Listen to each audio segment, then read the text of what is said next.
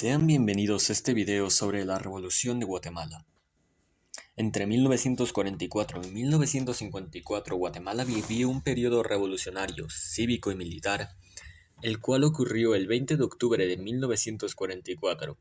Este hecho se llamó la Revolución de Octubre, en donde se derrocó el presidente provisorio del país, Federico Ponce Báidez, y se formó una junta revolucionaria provisional conformada por Francisco Arana y Jacobo Arbenz.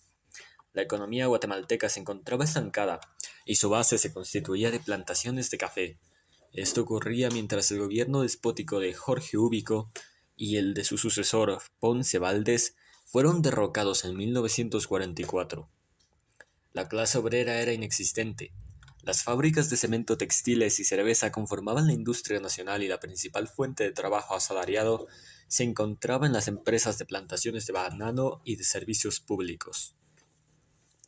Estudiantes, maestros, profesionales y oficiales del ejército conformaron la pequeña burguesía de la revolución, los cuales incentivaron a que exista un cambio democrático llamándola la Primavera Democrática.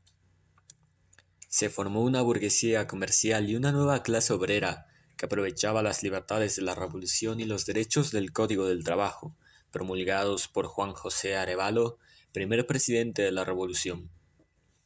En esa presidencia surgieron los primeros sindicatos y huelgas por reivindicaciones salariales, donde los protagonistas eran trabajadores y obreros.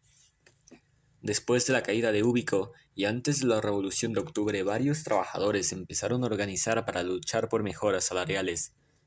Los principales protagonistas fueron trabajadores de muelles y aserraderos, empleados de comercio, obreros de todo tipo, etc. En 1945 hubo una huelga de la compañía agrícola en Tiquizate, Escuintla, en la que los obreros pidieron aumento salarial, de salubridad y vivienda, pero intervino el ejército y los trabajadores fueron reprimidos. Surgió la Confederación de Trabajadores de Guatemala y su aliada Confederación Nacional Campesina, esto por la organización paulatina de sectores populares.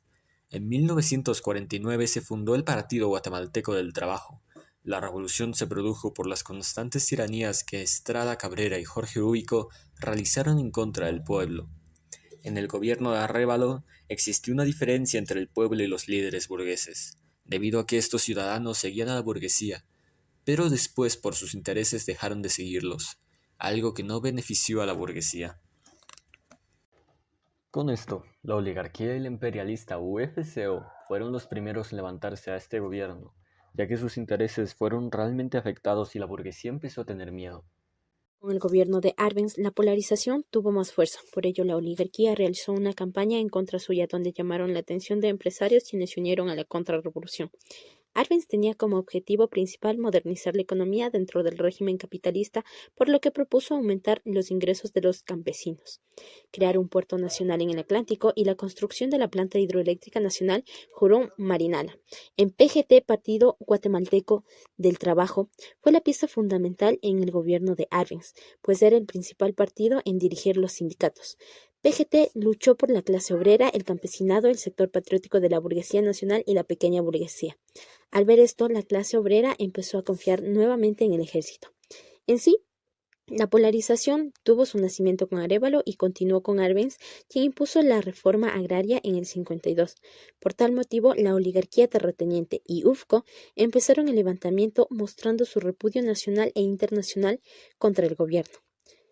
Empezó el decaimiento de la burguesía, pues el movimiento popular dirigido por los obreros hicieron que la reforma agraria peligre, ya que dieron un contenido que superaría los límites de desarrollo capitalista que había tenido en mente la burguesía, así que no tuvieron otra opción que buscar la alianza y evitar el levantamiento por parte de los terratenientes, pues no deseaban perder el poder.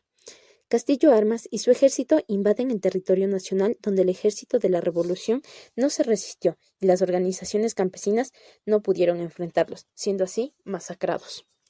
Finalmente, con la derrota de la Revolución Democrática en 1954, existieron gobiernos autoritarios y militares, donde surge la guerrilla con un enfrentamiento interno que tuvo una duración de 36 años.